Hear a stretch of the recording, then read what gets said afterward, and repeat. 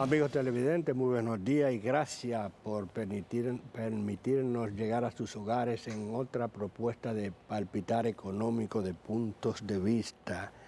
La primera del 2026 y que tiene como su invitado estrella al profesor Antonio Siriaco, a quien, economista reconocido, a quien además de darle los buenos días, felicitamos por el año también.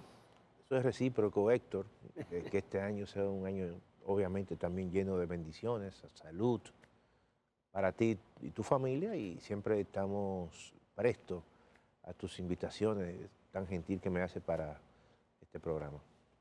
Iniciemos haciendo una perspectiva del año, de la economía, cómo se prevé que pudiera, porque el que acaba de finalizar parece que no fue tan bueno como ya uno tenía costumbre en términos de crecimiento, aunque definitivamente todavía falta la cifra oficial, pero se cree que no, como mucho 2.5 si es que llega.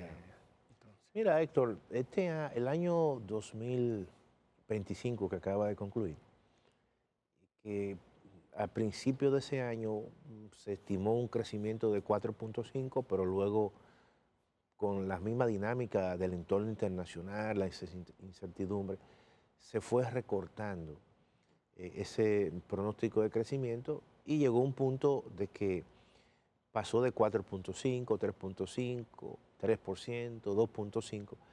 Y yo creo que, aunque todavía no está el último dato del Banco Central del mes de diciembre, pero creo que la economía terminará entre 2.2 y 2.3, no llegará al 2.5. Y te digo esto porque en el mes de noviembre del 2025 la economía creció muy parecido al crecimiento que tuvo en el mes de noviembre del 2024, cuando la economía creció un 5%.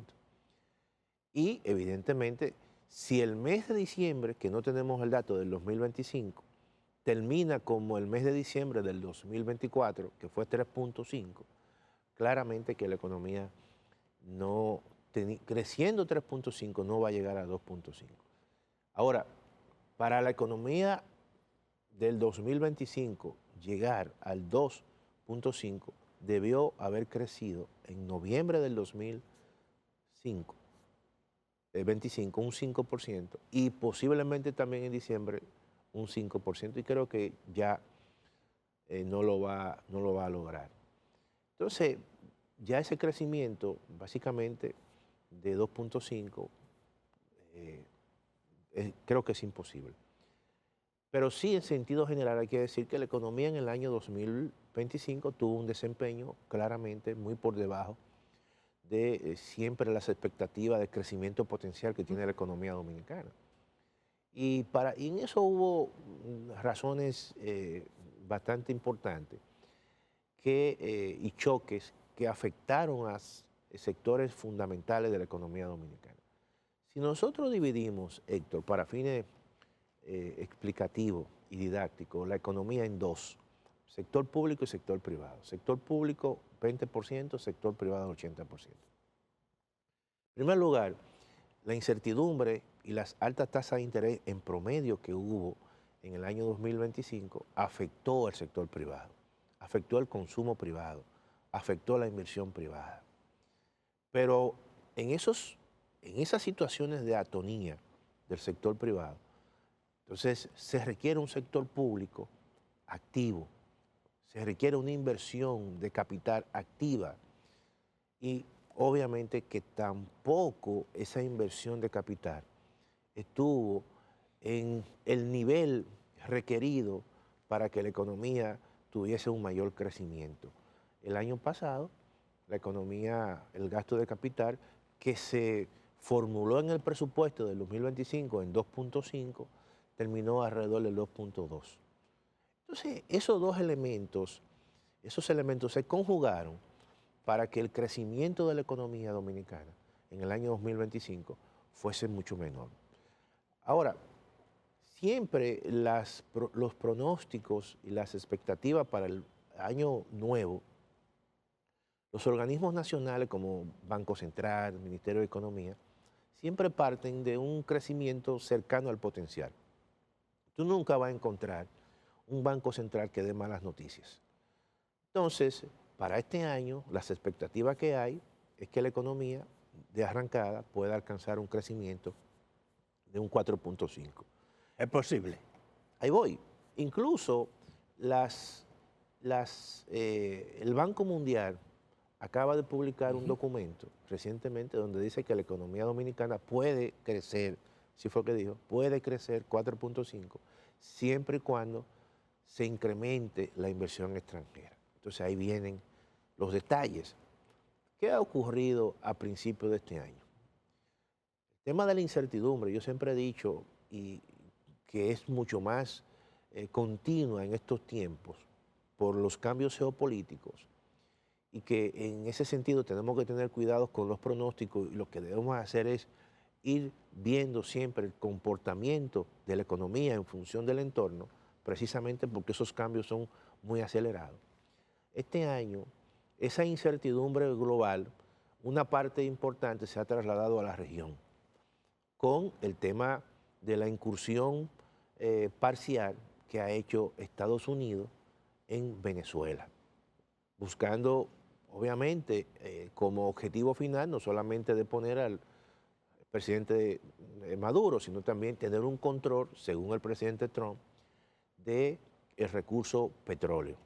Eso genera incertidumbre en la región, porque no solamente se actuó con Venezuela, sino también que se amenazó a Colombia, en este caso a Petro, se amenazó a Cuba y se amenazó también a México, que estamos viendo que hay todo un proceso que se da de cierto nivel de riesgo político en toda la cuenca, la gran cuenca del Caribe. Y la República Dominicana está en ese centro. Tú puedes decir, bueno, pero como Estados Unidos va a tener un control del petróleo, es una variable fundamental en la economía dominicana, y lo que se vislumbra es que ese mercado tenga una tendencia hacia la baja. Es cierto, eso es lo que esa es la perspectiva. Sin embargo, por el lado de la inversión extranjera o por el lado de los flujos turísticos que puedan entrar a la República Dominicana, eso no es obviamente una buena noticia. Todo lo contrario. Eso puede ralentizar la entrada de turistas en la República Dominicana o visitantes, y eso puede ralentizar la entrada de la inversión extranjera. Entonces, que son elementos fundamentales y sectores fundamentales para que la economía dominicana pueda tener un crecimiento y un desempeño importante en el año 2026. A tal punto que el año pasado, cuando uno observa el impacto que tuvo en promedio las altas tasas de interés y además el comportamiento del sector turismo con respecto al 2024, en ambos casos hubo un proceso de desaceleración, y en el caso del sector de la construcción hubo meses consecutivos que tuvo un crecimiento negativo. Y en el caso del turismo, a pesar de que el número de visitantes se incrementó, pero el número de turistas o extranjeros no residentes, claramente hubo una desaceleración con respecto al año 2024. Por lo tanto, el turismo, en términos del valor agregado, fue mucho menor que en el 2024, y el sector construcción, que es el sector de mayor tamaño, de mayor aporte al Producto Interno Bruto, tuvo obviamente una caída importante. Por lo tanto, esos dos sectores muy dinámicos que tienen un altísimo nivel de encadenamiento productivo tuvieron una desaceleración, y eso le quitó dinamismo a la economía dominicana en el año 2025. Entonces, y pudiera repetirse. Y pudiese repetirse eso. Claro, hay un elemento que hay que tomar en consideración, que la tendencia que puede haber con respecto al comportamiento de la tasa de interés va a ser obviamente hacia la baja. Hasta ahora, eso puede beneficiar al sector de la construcción, que es un sector obviamente que está muy supeditado su comportamiento al comportamiento de las tasas de interés. Es un sector que trabaja con grandes deudas, con crédito, apalancado, y eso obviamente, cuando las tasas de interés son altas, eso provoca una posposición de grandes proyectos de construcción. Eso es por el lado de la oferta. Por el lado de la demanda, si los préstamos hipotecarios están a tasas de interés que son altas, entonces eso también limita, se pospone la compra de vivienda. Y eso se conjuga. Si a eso tú le sumas, Héctor, el tema de que también los costos de los materiales de construcción se han incrementado, son elementos que impactan negativamente al sector. Ahora, con tasas de interés que estén mucho más bajas, porque ahora con esta situación que se puede generar en los Estados Unidos, con el cambio del presidente de la Reserva Federal, con esa presión que tiene el presidente Trump hacia la Reserva Federal para que baje tasa de interés o su tasa de política de referencia, es una situación obviamente que va a generar cierto nivel de conflicto o posible conflicto en los Estados Unidos. Pero el tema es que la tendencia es a que tiendan a bajar las tasas de interés. Allí hay algunos elementos, como pudiera ser la inflexibilidad o la incapacidad del presupuesto para contribuir, también esos factores externos que impactan en la economía, que me gustaría que lo analicemos en el próximo segmento. Vamos a hacer una breve pausa comercial.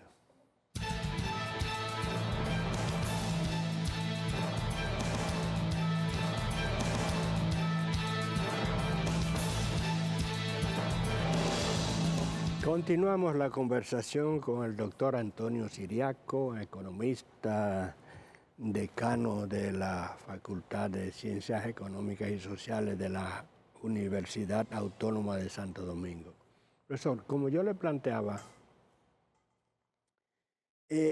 estamos ya con un nuevo presupuesto que no tiene muchos cambios estructurales con relación al pasado. Correcto. Pero usted mismo explicaba ahorita que el producto dominicano está ensamblado, diría yo, en una proporción 80-20. Pero siempre se espera que el sector público, el gobierno central y sus instituciones ejerzan una mayor influencia dinamizadora en la economía, que haya obras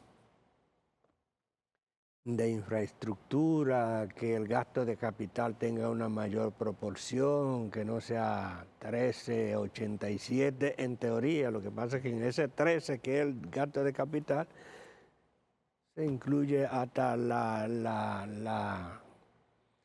el pago del capital de la deuda, que eso no impacta en nada, no dinamiza nada. Entonces, ¿cómo podría un presupuesto? Pero claro, está muy apretado con toda esa carga fija que hay, como el pago de los intereses y todo el presupuesto tiene, evidentemente, ahí el presupuesto del Estado, que es un presupuesto que parte de una restricción, como tú has dicho, muy importante, ¿no? Hay cargas fijas, hay nóminas que son grandes, que tú tienes que, en este caso, saldar, cumplir, los médicos, los militares, los maestros, y también hay una serie de cargas como es el pago del servicio de la deuda, donde incorpora pago de intereses más amortización.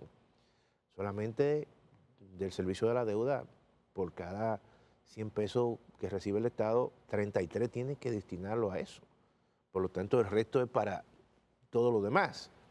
Y le queda una poca proporción para el gasto de capital, que se supone que es un gasto de capital que tiene que ser en obras públicas, fundamentalmente, que es un gasto que te incrementa la capacidad productiva, es un gasto que de una forma u otra te conecta y te encadena mejor con el sector privado y dinamiza más la economía, mejora la competitividad de la economía, disminuye coste de transacción a los sectores privados, porque cuando se hace una carretera se llega más rápido al lugar donde se va a colocar el producto para exportarlo, para venderlo en un mercado. Y eso es un elemento restrictivo. Entonces se ha hablado en los últimos años de una reforma fiscal como un mecanismo para generar un espacio fiscal de tal forma que le permita al Estado tener recursos para financiar una parte de la demanda del desarrollo. Y no depender tanto del endeudamiento. Y no depender tanto del endeudamiento, porque eso también tiene su límite, ¿no? En términos de que cuando te endeudas más, también eso aporta en los próximos años mayor pago de intereses, eso se pone en el presupuesto y eso obviamente también te limita gastar más en inversión. Entonces, se ha hablado en los últimos años de una reforma, creo que no hay un ánimo para eso, no hay un entorno que favorezca ahora mismo para una reforma fiscal, y yo lo que creo que el gobierno, el único mecanismo que tiene que hacer, entiendo yo, es generar un mayor espacio fiscal sobre la base de un gradualismo fiscal, haciendo ajustes administrativos. Ajustes administrativos significa, por ejemplo, que tú puedes, eso es un planteamiento que a uno se lo puede ocurrir. Tú puedes decir, mira, yo necesito mejorar mi flujo de caja. Entonces, tú puedes cobrar un 3 o un 4%, que una vez se propuso, a cuenta del anticipo al impuesto sobre la renta, pero cobrarlo en aduana a los grandes importadores. Y no pasa nada. Sencillamente, lo que ellos te van a pagar cuando liquiden y vendan el producto y presenten su declaración jurada y te van a pagar un anticipo, tú se lo puedes cobrar mucho antes. Adelantado. Y eso Y eso puede mejorar un flujo de caja. Ahora, la gente dice, pero ven acá, pero si una de las críticas y de las demandas es que eliminen el anticipo, bueno, pero tú puedes establecer un monotributo a las micros y a las pequeñas empresas, a las MIPE, como yo le digo, donde tú eliminas el anticipo. A ese gran tejido empresarial que representa más del 90%. El 90% de... Entonces tú estás contribuyendo, obviamente, a un dinamismo de la economía donde tú puedes mejorar tu flujo de caja, pero también liberar incluso hasta fomentar la formalización, tratando de establecer un monotributo donde se le elimine el anticipo, donde tú puedas decir, tú vas a pagar hacer un solo pago, lo puedes hacer en varias partidas, y que ese pago incorpore también la seguridad social. Todo eso son elementos que tiene que hacer el Estado Dominicano. También tú puedes decir, a partir del año 2027, vamos nosotros ahora a cobrar el impuesto a los malbetes, que está ahí, en términos diferenciados, para que un carro de muy alto lujo pague más que un carro utilitario y no pague lo mismo. Esos son mecanismos, Bueno, en la reforma del 12 se aprobó que era un 1% sobre el valor, pero le cogieron miedo. Y no se ha aplicado. Se hizo la promoción, es más, se cobró en José y después hubo una devolución, pues yo no recuerdo que entonces, pero estamos hablando de ajustes que tú puedes hacer. Y tú puedes decir, mira, de ahora en adelante nosotros vamos a enviar un proyecto de ley bajando la tasa del ITEVI, ampliando la base, pero sin tocar la canasta básica, ni los alimentos, ni los medicamentos. Yo creo que la población lo que te va a refrendar esas medidas. No estamos aquí hablando de imponerle impuestos a la canasta básica o a productos que tengan la canasta básica, que eso es lo que crispa a la población dominicana. O también tú puedes decir, vamos de ahora en adelante, siempre manteniendo los derechos adquiridos, vamos a reorientar las exenciones fiscales. Tomando en cuenta que uno asume eso. canasta básica como alimento y medicina, porque ya hay algunos servicios Claro. que están en la Sí, canasta sí, que básica, están pero ahí. que eso no No, no, tendría. pero alimentos, o sea, porque uno de los elementos que yo creo que recibió un gran rechazo en la propuesta pasada era que se grababa con un 18% a las legumbres, a las habichuelas, entonces eso, ¿verdad? Como que No, eso es creo, contraproducente, ¿no? Y mucho indudablemente. más en un entorno, en una situación que como se está viviendo. Entonces, tiene muchos mecanismos de ajustes administrativos que lo puede hacer, que pueden ser incluso aceptados por la población, que no van a afectar a los más pobres, que van a hacer incluso el sistema mucho más progresivo, y el Estado puede mejorar su flujo de caja, y el Estado puede agenciarse. 60.000 millones, 70.000 millones, no tienen que ser 125.000 ni 130.000, porque eso implica cambios ya de mayor envergadura y choques, obviamente, y ajustes que va a sentir una parte muy grande de la población y sectores de clase media. Entonces, el Estado tiene esos mecanismos. Profesor, gracias por acompañarnos aquí en la primera entrega de Palpitar Económico de este año. Y yo, como conversábamos ahorita, le tengo una invitación, pero es ya para más próxima para que hablemos de sus aspiraciones a la vicerrectoría administrativa de la UAS en las elecciones de junio. Julio. De julio Digo, próximo, junio de este año. de junio, este año. sí. Así que está abierta Sí. y próximamente lo estaremos convocando para ese Gracias, tema. gracias Héctor, siempre por tu amabilidad. Y a ustedes, amigos televidentes, como siempre, la cita para el próximo domingo en otros puntos de vista.